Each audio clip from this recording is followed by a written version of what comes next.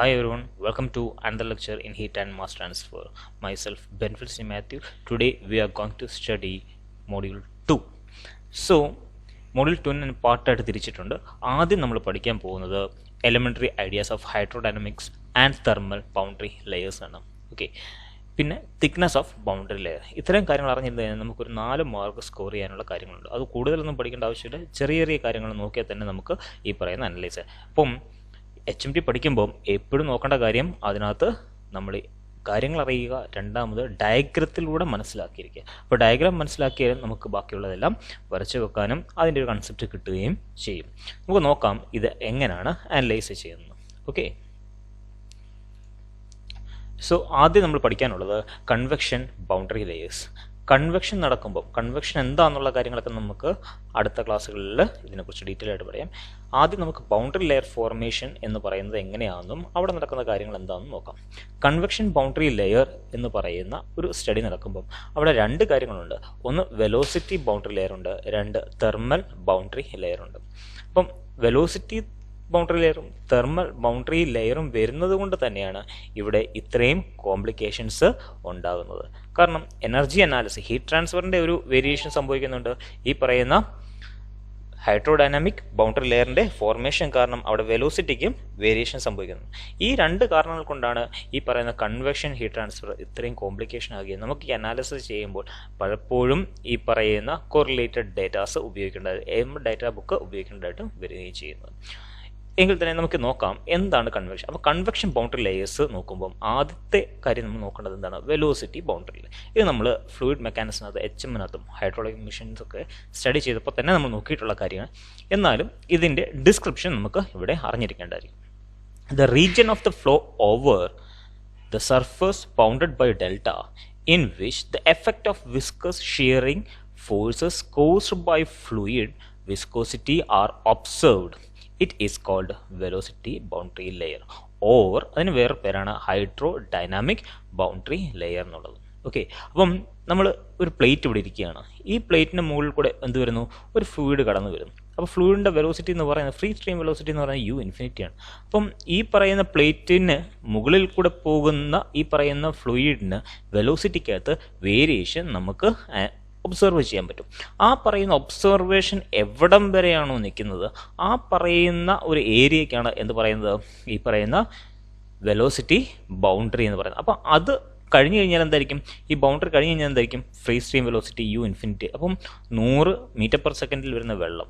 അപ്പം അതിൻ്റെ ഒരു എഫക്റ്റ് ഇവിടെ എവിടെയെങ്കിലും കാണിക്കുന്നുണ്ടെങ്കിൽ അത് എപ്പോഴും എന്താണ്? ഈ ബൗണ്ടറി റീജിയനകത്താണ്. അപ്പം ബൗണ്ടറി റീജിയനും ഈ പറയുന്ന ഫ്രീ സ്ട്രീമും തമ്മിൽ വേർതിരിക്കുന്ന ഒരു സ്ഥലമാണ് എന്ത്? ഈ പറയുന്ന ബൗണ്ടറി ലെയർ എന്ന് പറയുന്നത്. അപ്പോൾ അത് ഓർത്തിരിക്കുക. അപ്പം നോക്കിയേ, ഇവിടെ ഞാനിപ്പോൾ നിൽക്കുകയാണ്. ഇവിടെ എന്ന് പറയുമ്പം ഈ പറയുന്ന പ്ലേറ്റുമായിട്ട് എന്താണ് മുട്ടി നിൽക്കുന്ന സമയം. അപ്പോൾ അവിടെ വെലോസിറ്റി എന്ന് പറയുന്നത് എന്തായിരിക്കും? ഫ്ലൂയിഡിൻ്റെ വെലോസിറ്റി ഇതെന്ത് ചെയ്യും? അത് സ്റ്റിക്ക് ചെയ്തിരിക്കുന്നതുകൊണ്ട് വെലോസിറ്റി അവിടെ കാണണമെന്നില്ല. പതുക്കെ മുകളിലോട്ട് വരുമ്പം ഈ പറയുന്ന വിസ്കസ് ഫോഴ്സ് എന്ന് പറയുന്നത്, വിസ്കസ് ഫോഴ്സ് എപ്പോഴും ജനറേറ്റ് ചെയ്യുന്നതാണ് ഫ്ലൂയിഡ് ലെയേഴ്സ് ഇൻ ബിറ്റ്വീൻ ആണ്. അങ്ങനെ വരുമ്പം ഇത് വെലോസിറ്റി ഇല്ല, കുറച്ച് വരുമ്പോൾ ഇവിടെ വെലോസിറ്റി ഉണ്ട്. അപ്പോൾ എന്തായിരിക്കും? Gradually there is A increase in velocity towards the top. അപ്പം ഇവിടെ നിൽക്കുന്നവന് ഒരു വെലോസിറ്റി കാണും, ഇവിടെ നിൽക്കുന്നവന് അത് കൂടുതൽ വെലോസിറ്റി കാണും. ഇങ്ങനെ വരുമ്പോൾ വെലോസിറ്റി കൂടുതലായിരിക്കും. കൂടി എന്താണ്? ഫ്രീ സ്ട്രീം വെലോസിറ്റിയിലേക്ക് അത് എത്തുകയാണ്. അപ്പം അങ്ങനെ ഒരു കർവ് വരയ്ക്കുന്ന അതിന് പറയുന്ന പേരാണ് വെലോസിറ്റി പ്രൊഫൈൽ എന്ന് പറയുന്നത്. Okay, so the region of the flow over the surface bounded by delta. ഒരു ഡിനോട്ടേഷൻ കൊടുത്തന്നേ ഉള്ളൂ, delta. Okay, delta in which the effect of the viscous shearing forces caused by the fluid viscosity. ഇവിടെ ഇതുണ്ടാകാനുള്ള കാരണം എന്താണ്? ഈ പറയുന്ന fluid viscosity കാരണമാണ് എന്ത്? വെലോസിറ്റി ബൗണ്ടറി ലെയർ ഉണ്ടാകുന്നത്. ഇനി നമുക്ക് നോക്കാം. Thickness of the boundary layer delta is generally defined as A distance from the surface at which the local velocity U is equal to 0.99 U∞. അതായത് ഈ പറയുന്ന ലോക്കൽ വെലോസിറ്റി എത്രയായിട്ട് മാറി? അത് 100% അല്ല, ഈക്വലൻ്റ് ആയിട്ടില്ല. എന്താണ്? 0.99 U∞. ഓക്കെ, അപ്പം ആ റീജിയനാണ് എന്ത്? ഇതിൻ്റെ സെപ്പറേഷൻ എന്ന് പറയുന്ന സ്ഥലം. അപ്പോൾ U is equal to 0.99 U∞ ആണ് of free stream velocity. Okay, the retardation of the fluid motion in which the boundary layer is due to the shear viscous stresses acting in the opposite direction. Okay, അത് എന്തുകൊണ്ടാണ്? Opposite direction എന്ത്? ഈ പറയുന്ന viscous stress ഉണ്ടാകുന്നതുകൊണ്ടാണ് എന്ത്? ഈ retardation of the fluid motion ഇവിടെ സംഭവിക്കുന്നത്. ഇനിയും ഷിയർ സ്ട്രെസ് ഇവിടെ ഒബ്റ്റെയിൻ ചെയ്യുന്നതിന് നമുക്ക് യൂസ് ചെയ്യാൻ പറ്റുന്ന ഒരു ലോ ആണെന്ത്? Newton's law of viscosity. ഇത് സ്ഥിരം ചോദിക്കുന്ന ഒരു കാര്യമാണ്. എവിടെയാണ് ഈ Newton's law of viscosity act ചെയ്യുന്നത്, അല്ലെങ്കിൽ ന്യൂട്ടൺസ് ലോ ഓഫ് വിസ്കോസിറ്റി എന്താണ് എന്നുള്ള കാര്യങ്ങൾ. അപ്പം ഈ tau is equal to mu into d u by d y. എന്താണ് d u by d y? Velocity gradient അല്ലേ? മുകളിലോട്ട് പോകുമ്പം വെലോസിറ്റിക്കകത്തുള്ള വ്യത്യാസമാണ് എന്ത്? D u by d y എന്ന് പറയുന്നത്. മ്യൂ എന്ന് പറയുന്നത് എന്താണ്? Dynamic viscosity. ഡൈനാമിക്സ് വിസ്കോസിറ്റി പറയുന്ന ടേമും കൂടെ ഉൾപ്പെടുത്തിക്കൊണ്ട് ഉള്ള ഒരു ഇക്വേഷനാണ് എന്ത്? Newton's law of viscosity. So you can obtain the shear stress on this surface. Y എന്ന് പറയുന്നത് 0 ആകുമ്പം എന്തായി? ഇത് തൊട്ട് മുകളിൽ എന്താണ് ഇവിടെ ഷിയർ സ്ട്രെസ് ഒബ്റ്റെയിൻ ചെയ്യുന്നുള്ളത് നമുക്ക് കിട്ടും. ഇതാണ് വെലോസിറ്റി ബൗണ്ടറി ലെയർ എന്ന് പറയുന്നത്. അപ്പോൾ കാര്യം അറിഞ്ഞിരിക്കുക, എന്താണ് വെലോസിറ്റി ബൗണ്ടറി ലെയർ എന്നുള്ളത്, എങ്ങനെ അത് ഒബ്റ്റെയിൻ ചെയ്യുന്നു, എന്ത് ലോ ആണ് അവിടെ ആക്ട് ചെയ്യുന്നുള്ള കാര്യവും ഓർത്തിരിക്കുക. Now we are moving to the second boundary layer, that is thermal boundary layer. അപ്പോൾ തെർമൽ ബൗണ്ടറി ലെയർ പഠിക്കുമ്പോഴത്തേക്ക് അത് 2 തരത്തിലുണ്ട്. നേരത്തെ അതിൻ്റെ പ്രൊഫൈൽ എന്ന് പറയുമ്പോൾ മുകളിലോട്ട് വരുമ്പോൾ കൂടി വരികയായിരുന്നെങ്കിൽ ഇവിടെ 2 തരത്തിലുണ്ട്. കേസ് 1 എന്ന് പറയുന്നത് ഇതിൻ്റെ പുറത്തുകൂടിയാണ്, ഒരു ഫ്ലാറ്റ് പ്ലേറ്റിൻ്റെ പുറത്തുകൂടിയാണ്. അപ്പോൾ ഫ്ലാറ്റ് പ്ലേറ്റ് എന്ന് പറയുന്നത് ടെമ്പറേച്ചർ കൂടുതലും ചുറ്റുമുള്ള ഫ്ലൂയിഡിന് ടെമ്പറേച്ചർ കുറയാനുള്ള സാധ്യതയുണ്ട്. നേരെ തിരിച്ച് ഈ പറയുന്ന ചുറ്റുമുള്ള ഫ്ലൂയിഡിൻ്റെ ടെമ്പറേച്ചർ കൂടുകയും താഴെയുള്ള സർഫസിലുള്ള പ്ലേറ്റിൻ്റെ ടെമ്പറേച്ചർ കുറയാനുള്ള ഇപ്പോൾ 2 കേസിലും എന്തായിരിക്കും? പ്രൊഫൈൽ എന്ന് പറയുന്നത് ഡിഫറൻ്റ് ആയിട്ട്. ഇതായിരിക്കും നമുക്ക് ഈ പറയുന്ന 2 കേസ് ഒബ്റ്റെയിൻ ചെയ്യാനുള്ള കാരണം. ഓക്കെ, ഒന്ന് ഓർത്തിരിക്കുക, ഇവിടെ ഒരു പ്ലേറ്റ് ഉണ്ട്, അതിന് മുകളിൽ കൂടെ കടന്നു പോകുമ്പോൾ ഈ പറയുന്ന surface temperature of the plate should may be greater. ആ കേസിൽ എങ്ങനെയാണ് ഇവിടെ വേരിയേഷൻ സംഭവിക്കുന്നത്, അല്ലെങ്കിൽ ഈ പറയുന്ന ബൗണ്ടറി ലെയർ ഫോർമേഷൻ നമ്മൾ എങ്ങനെയാണ് ക്ലാസിഫൈ ചെയ്തെടുക്കുന്നത്? രണ്ടാമത്തെ കേസ് എന്ന് പറയുന്നത് free stream temperature is greater than the surface temperature. Surface ടെമ്പറേച്ചറിനെക്കാട്ടിലും കൂടുതലാണ് ചുറ്റും വരുന്ന ഫ്ലൂയിഡിൻ്റെ ടെമ്പറേച്ചർ എങ്കിൽ അവിടെ നമ്മൾ എങ്ങനെ അനലൈസ് ചെയ്യുന്നുള്ള കാര്യമാണ് നമ്മൾ നോക്കുന്നത്. നമുക്കൊന്ന് നോക്കാം. When the fluid is flowing over the surface as we are moving in the upward direction, the velocity of the fluid particles will be slowly increasing. അത് നമുക്കറിയാം, വെലോസിറ്റി കൂടി വരും. Therefore the conduction effects are reducing, അല്ലേ?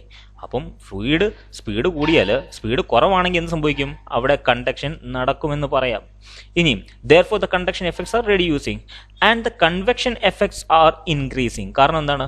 അവിടെ fluid motion, convection നടക്കണമെന്നുണ്ടെങ്കിൽ എന്താണ്? Fluid മോഷനാണ് അവിടെ സംഭവിക്കുന്നത്. Hence the temperature of the fluid particles is reducing on a certain line. The temperature of the fluid particles is equal to 101% of the free stream fluid temperature, and this line of fluid particles are separating high temperature and low temperature is called, named as the thermal boundary layer. Okay. So അതാണ് എന്ത്? Thermal boundary layer എന്ന് പറയുന്നത്. അപ്പോൾ നമുക്ക് നോക്കിയാൽ ഇവിടെ surface temperature എന്ന് പറയുന്നത് 100 ഡിഗ്രി ആണെന്നുണ്ടെങ്കിൽ ഇങ്ങോട്ട് വരുമ്പോഴത്തേക്ക് എന്തായി നോക്കിയേ, ഈ പറയുന്ന 101% ഓഫ് ടി ഇൻഫിനിറ്റി ആണ്. അപ്പോൾ ഇതിൻ്റെ എത്രയായിരിക്കും? ഒരു 37 ആംബിയൻ എയർ ടെമ്പറേച്ചർ ആണെന്നുണ്ടെങ്കിൽ 37 ഡിഗ്രീസ്. അപ്പോൾ 37 ഇൻറ്റു എത്ര വരും? 101 ഡിവൈഡ് ബൈ 100% ആണ്. അപ്പം അത്രയും ടെമ്പറേച്ചർ എവിടെ കാണിക്കുന്നു? അതായിരിക്കും എന്ത്? ഈ പറയുന്ന ലൈൻ ഫോർമേഷൻ, ബൗണ്ടറി ലെയർ ഫോർമേഷനുള്ള ലൈൻ എന്ന് പറയുന്നത്. ഇവിടെ നമുക്ക് പ്രൊഫൈൽ നോക്കുമ്പം ഇവിടെ സർഫസ് ടെമ്പറേച്ചർ എന്തായാലും കൂടുതലാണ്. അപ്പോൾ ഇങ്ങോട്ട് വരുമ്പോൾ എന്തായിരിക്കും? ടെമ്പറേച്ചർ കുറഞ്ഞു വരും. അപ്പോൾ ഈ പ്രൊഫൈൽ വരയ്ക്കുമ്പം ഓർത്തിരിക്കുക ഇതെങ്ങനെ വരുമോ എന്നുള്ളത്. Okay, so delta TH is the denotation to obtain in the thermal boundary layer. Second case, when the free stream temperature is greater than the surface temperature. അങ്ങനെയാണെങ്കിൽ എന്ത് സംഭവിക്കും? അതായത് ഇൻഫിനിറ്റ് ടെമ്പറേച്ചർ എന്ന് പറയുന്നത് സർഫസ് ടെമ്പറേച്ചറിനെക്കാട്ടിലും കൂടുതലാണെന്നുണ്ടെങ്കിൽ നോക്കിയേ, in case 2 the separation line has got a temperature which is 99% of free stream. 99% of free stream. ഇവിടെ എന്തായിരുന്നു? 101% of free stream. പക്ഷെ ഇവിടെ എന്തായി? 99% of ഫ്രീ സ്ട്രീം. അപ്പം അത് ഓർത്തിരിക്കേണ്ട കാര്യം ഇതുള്ളൂ. ഇവിടെ നിന്ന് ഇങ്ങോട്ട് വരുമ്പോൾ എന്താണ്? കുറഞ്ഞുകൊണ്ടിരിക്കുമ്പം കുറഞ്ഞ വാല്യൂ ആയ 99% ഓഫ് ടി ഇൻഫിനിറ്റി എടുത്തു കഴിഞ്ഞാൽ നമുക്ക് എന്ത് കിട്ടും?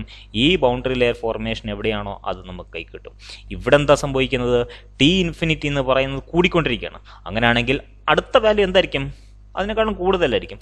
101% of to infinity should be taken at this point. Okay, so identify the 2 cases where the thermal boundary layer formation is obtained, and the value of 101% and 99% should be noted, and both have different temperature for. So I think the concept is clear. So get an idea about the convection boundary layers.